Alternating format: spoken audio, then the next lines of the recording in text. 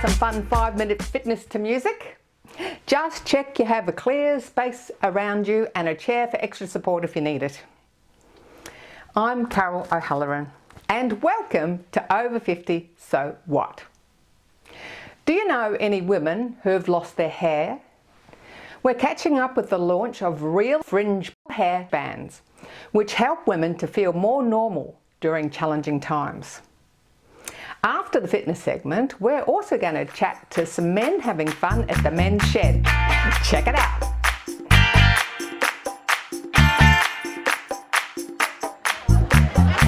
Most of us over 50 will have known a woman who's had cancer and who has lost their hair as a result of chemotherapy and radiation. And we're speaking with Nicole DeMatos. Hi Nicole, it's so exciting tonight. I know, we've been planning this for thinking about it for the last 6 years, but truly working on it for the past 5 months or so. So it's finally happened. Yeah. So tell us what inspired you to create this whole Real Fringe Hair Bands. So I've been an oncology nurse for 23 years, and a lot of patients over that time would say that they actually had purchased wigs and they found them really hot and itchy or really fake looking, or if say you're wearing a heavy scarf or something like that in winter, people would come in and hug them and then the wig would move, so they didn't feel secure in it. And I don't think there's anything better than being able to reunite someone with their own hair before they lose it to chemotherapy. So if it's cut within the first 2 weeks, that's what inspired this product. But more importantly, I looked after a patient in 2012. I educated her on her chemotherapy, gave her first 2 treatments, and she came in wearing her hair on a hat. And that's what inspired the product, more importantly, because she had one girlfriend who was a hairdresser and another one who was a seamstress, and they cut her hair within the first 2 weeks and sewed her hair onto her hat. And she said, Nick, when I feel really, really down and I'm not coping with my treatment, my girlfriend takes me in the car, I put the window down, I feel my hair on the back of my neck, and everything lifts. It's like a form of therapy, a coping mechanism. So that's a good example of the emotional struggle that women go through. Can you tell us a bit more about the challenges they have with chemotherapy and radiation? Yeah, so especially with hair loss, like if you're looking at someone and you're talking to them, you're looking at their hair framing their face. If that hair is gone, they can't fly under the radar. People go, something's different, something's wrong. They've obviously lost their hair, maybe they're having chemotherapy, maybe they have alopecia, and they can't fly under the radar. So to be able to reunite them with their hair and normalise it, so by having their own hair on a non-slip headband with their normal headwear on top, it looks more like a fashion statement rather than them looking sick. Like I've been told by certain patients that their kids will say, can you drop me 2 blocks away from school, mum? Because I don't want to get the sorrowful eyes and the sad eyes from the fellow parents and other kids and stuff like that because my mum's sick. I just want to be treated like a normal kid. Wow, that's really heavy, isn't it? Yeah. Yeah, that's tough. And so I myself had the experience of shaving my hair for the Leukemia Foundation as a fundraiser, and I actually didn't realise myself how frightening it is to lose all your hair. I was doing it for a fundraising cause, and so when I heard about Nicole's business to help people use their own hair or have a donation from somebody to help with confidence, I was very, very compelled to support Nicole. So we haven't actually talked what the product is yet. So the product is wherever possible using your own hair, but it's using from donations. Correct. So there's the option if someone cuts their own hair within the first 2 weeks of their chemotherapy, before the hair becomes very straw-like and very brittle, we can use their hair to create the product. Otherwise, we can use a loved one's hair. So if someone cuts a minimum of 15 centimetres of dyed or natural hair, we can use that hair. Or a loved one can donate hair on their behalf and we can create it. So during lockdown, it was fantastic. We had a daughter who cut her hair in Queensland and her mum was having treatment in Tasmania. So we actually created the product for the mother in Tasmania using the daughter's hair because she wasn't allowed to fly to Tasmania to support her mum. That was one way she could actually support her. Otherwise, community hair donations really help. If someone doesn't have their hair or if they want a different hair colour to what they actually normally have, that's another option as well. Can you sort of explain to us how it works? But basically, it's a 9-step process to take like a bunch of hair to create a 3-layered hair weft, like a hair extension, and then that gets sewn into a non-slip headband, so that when you've got little or no hair, if you just put it on like normal elastic, it will slide and not be secure. So that medical grade silicone actually allows the head to not move on the head and be more secure underneath a turban, a scarf, a beanie, a low-lying cap, any sort of oncology headwear that would normally be low-lying anyway. They can wear it underneath that. So do you have any idea of how many women in Australia have gone through or are going through? Not since COVID. I know the numbers have gone up. My understanding is the numbers are currently 1 in 2 people by the age of 85. So half of the population before they turn 85 will be diagnosed with cancer themselves, which is huge. And then you've got alopecia on top of that. Correct. Yeah, I mean, I know a handful of people myself that have been through it, so 100% same. It was definitely different coming from wearing suction-based wigs full time. It was much lighter because obviously the top of your head is exposed, but you cover it with caps, turbans. You've got so many fashion accessories that you can make it look like you've got your hair on underneath. And especially if you are in the process of losing your hair, there's that option. When I lost my hair, there was no option like this. So what are we going to see tonight at this launch? Wow, you're going to see 3 amazing models.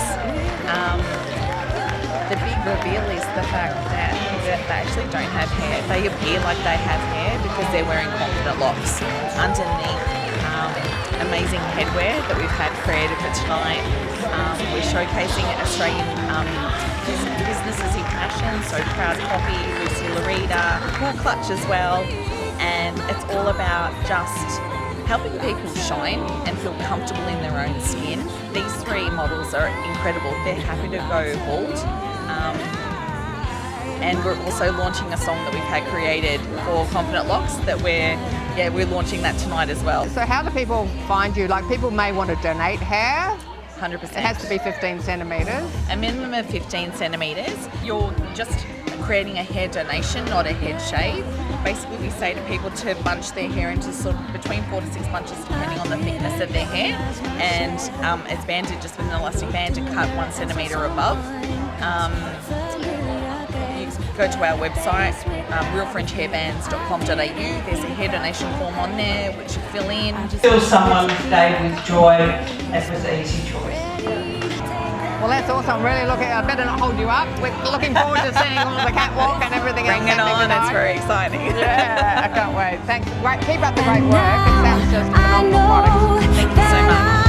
I can truly be my confidence is alive in me, and although some days are dark and bleak, my confident locks are all that I need.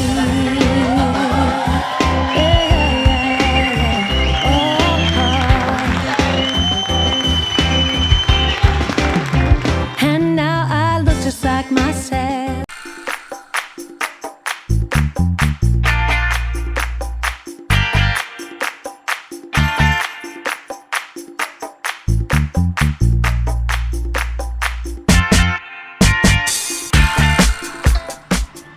Why not get out in the park and do your exercise, your 5-minute fitness? It's beautiful out here, just for a change in Melbourne. We're going to start with our feet apart and we go lunge from side to side. So we're just transferring the weight. Keep both feet nice and solid on the ground. You can just do it here to start with if you like. Now we're going to snap our fingers. Ready? And we go. Down, down, up, up, down, down, up. If you can't snap your fingers, just fake it till you make it.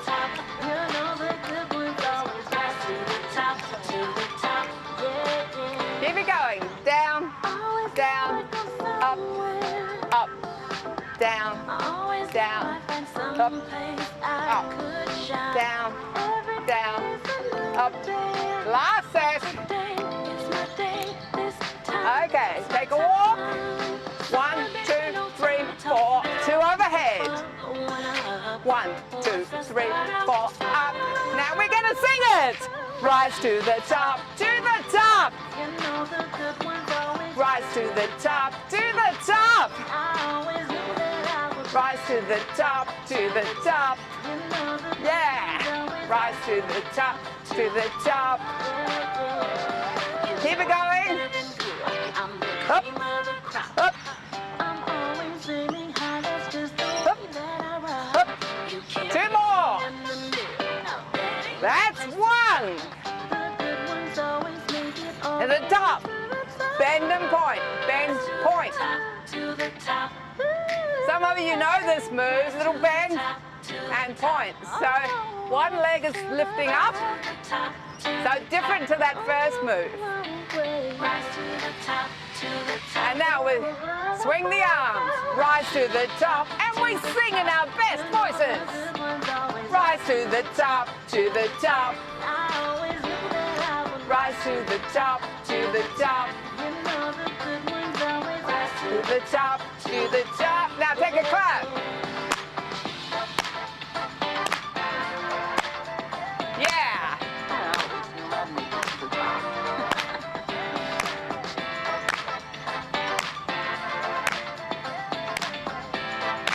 Okay, walking on the spot. We're going to take a little lunge forward with your right foot first. So we go like this. Hold it and back. Hold it and back. Make sure you've got a chair if you're not too stable. And back.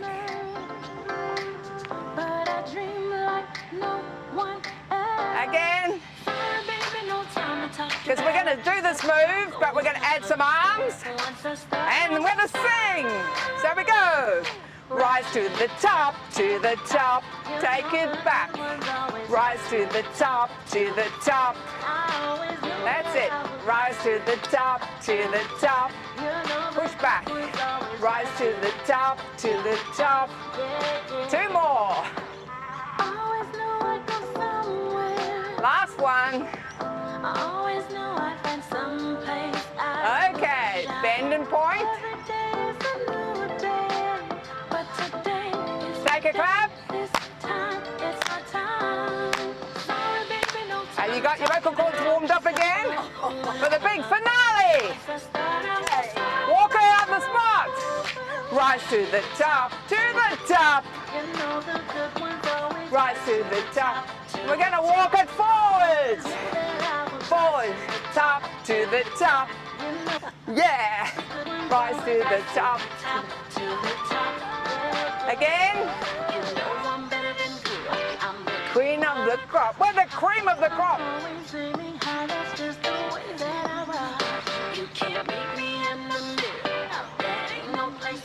Woohoo! Again.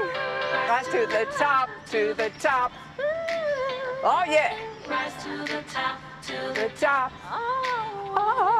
Last one. Rise to the top. Lunge. Just sway from side to side. Then we're going to go down, down, up, up.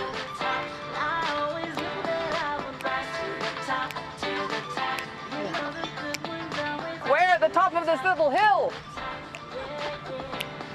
Well done, everyone. Give yourselves a big round of applause, pat on the back. See you again next time.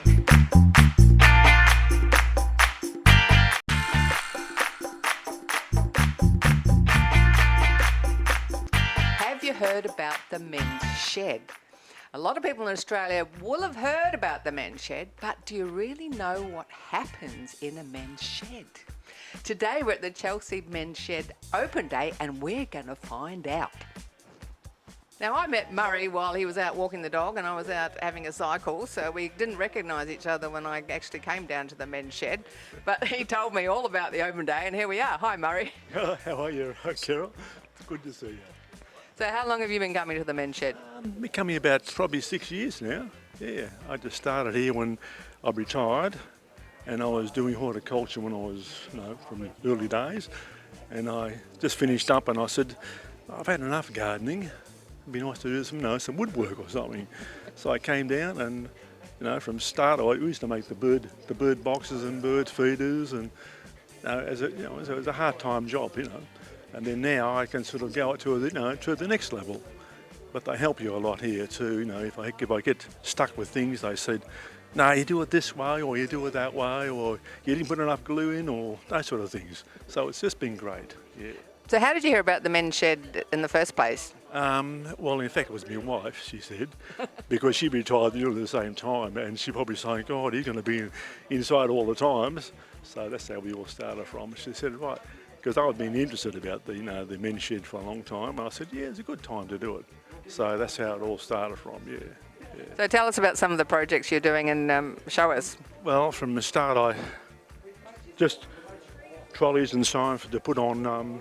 You can put your heavy pots in your back of the garden. But always there's something to do with plants. I can't get away from plants. It's always been that way. So you're into the garden, now you're into the woodwork and making things in wood for plants. Yeah, that's right, yeah. And I come here and Judy say, can you do the pruning? Oh, yeah, okay, they'll do the pruning for the roses and so on. Yeah. And so what would you say to a bloke about coming down to the men's shed and having a go? Well, look, I think it's a great thing for anybody who retires and decides, what will I do with myself? I think it's the best thing for them, because sometimes when it's so cold and so wet, we just sit down and drink coffee and have a bit of a chat and tell old stories of what we do. And then as the sun pops out, we say, right, come on, let's roll those sleeves up and hop into it now. Yeah, and that's the way it goes, yeah. So what do you think you've got out of it the most? I think this probably, I sort of learn a lot about a woodwork, and I think that's the best thing. And also, I come home and I sort of know that I've done things, so I do a few things at home now. And I think that's the best thing, really. And anybody who's retires and he sort of thinks that what will I do with myself? That's the best place to go into men's shed, and you can get a help there. Always get help by outside, from people who are who are in there, because I think half of them have been in that trade, from early age from themselves, and I'm sort of like a beginner. So that's the way it is. Yeah. Here we have Bob, that's one of the members of the men's shed. So Bob, how long have you been coming to the men's shed? This will be my third year. I came down about 5 years ago, and they were shifting then. Now, 5 years later, we're shifting again, still. But it's sort of something that you always want to do. I worked until I was 76. I'm 79 now. So I had to have something to do. And my wife kicked me out and sort of says to go and do something. So here I am here. So what do you get out of it? What does your wife get out of it? Well, she gets peace and she can do her own thing. But I can come down here and as I say, have a coffee and make things like this. I can't at the moment. I've buggered for 3 months because I've had a shoulder replacement. But I still come down here to talk and meet all the guys. You don't have to do anything. You don't have to work. But there's always fiddly things that you can do, and everybody's cutting out things and making things. So all you got to do is help put them together. Yeah, this is a little wine carrier. You can put your wine, 4 glasses of wine on there, and you can carry it around for a barbecue or a party or anything that you want. You can, when you're not using it, you can just hang it up on the wall if you want. Eventually we're going to make the holes bigger so you can put shot glasses in there, and it's so easy to carry. Like, not all of us can carry 4 or 5 glasses and at one time, but with one of these you can. So what would you say to a bloke sitting at home that maybe doesn't know anybody about coming down as a stranger? Just come down and everybody makes you welcome. They talk to you. They don't just go hiding in a corner somewhere and you sort of sneak around the place. They'll show you around. They take you from one end of the place to the other. And ask, you can ask questions. You can do what you want. It's just free and easy. Awesome. We haven't got our wives telling us what to do. Thanks, Bob. No worries, thanks. And we've got Graham here that comes in quite often with his carer, David. Hi, David. Hello. Hello, Carol. So how often do you come to the men's shed with Graham? I come twice a week because I work for Graham on a Wednesday and on a Saturday. So we come twice a week, and Graham decides what the project is all about. He's the brains and I'm the brawn. So yeah, he can make such fantastic things, from puzzles to dinosaurs to dolls' houses. Anything you can think of, really, he can make from this laser. So what's Graham doing here? He's actually making a clock, and the laser's going to cut this shape, and then he'll insert the workings of the clock in the middle, and then yeah, it'll work, and it's just amazing. So here we are. This is some of Graham's work. Graham's always for the last. He used to work in lasers and building them all over Asia, and now he's retired, and unfortunately he's got Parkinson's, but he still does a really good job, and he loves coming down here and working with the laser and meeting all the wonderful people that are here. So you come here twice a week with Graham. What would you say he's got out of coming to the men's shed? It's really helped him with anxiety. It's given him something to do. He looks forward to coming. Gets a lot of satisfaction. And you know, people come in, and everybody from the men's shed, they say, "Graham, can you do me a sign? Can you do me this?" He does a lot of glass etching as well. Hodges, we're doing a lot of work for Hodges with their champagne glasses. So yeah, he can do so much. It's only limited by your imagination what he can do. So yeah, he gets a lot of pleasure out of it. Here's another friendly member from the Chelsea Men's Shed. Hi, Rob. Hi, how are you, Carol? Now, I'm fantastic. I'm learning about all sorts of things. Great to hear, yes. Now, tell us, how long have you been coming to the Men's Shed? I've been coming since 2010 or 2011, somewhere around about then. So what do you think's the best thing that you've got out of being a member of the Men's Shed? Friendship, companionship, and doesn't matter what walk of life you come from, what sort of background you have. It's good to, and you can share stories. That's the main thing. Like, you can tell a story and relate it to someone of their stories. Oh yeah, something like that happened at work, but it's related differently, but it's the same topic. So now, what would you say to a bloke sitting at home about coming down to the Men's Shed for the first time? Like myself, I got a disability, and we cater for all types of disability. It could be both physical, mentally disability. We try and accommodate you best I can. The more you come, the more you get used to it, and the more you get to know the guys, and we are a very friendly bunch. I hope you're inspired to support Real Hair Fringe Bands, to keep active, and maybe check out the Men's Shed. They even have programs for women. For info on guests, contact them directly or go to our website, carolohalloran.com. Movement is medicine. For more fitness routines, go to YouTube, Over 50 So What. For replays, YouTube, CTV Plus or the CTV Plus app. Say hi to us on Facebook or Insta, Over 50 So What.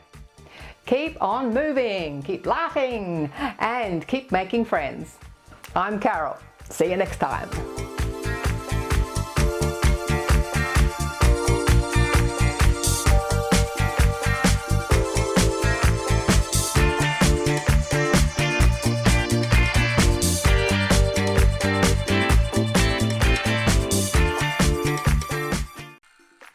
Thanks for watching our TV show.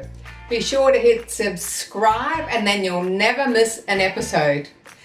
Jump on Facebook, join our group, get in on the fun, fitness, wellness and inspiration. I'm Carol, over 50. So what?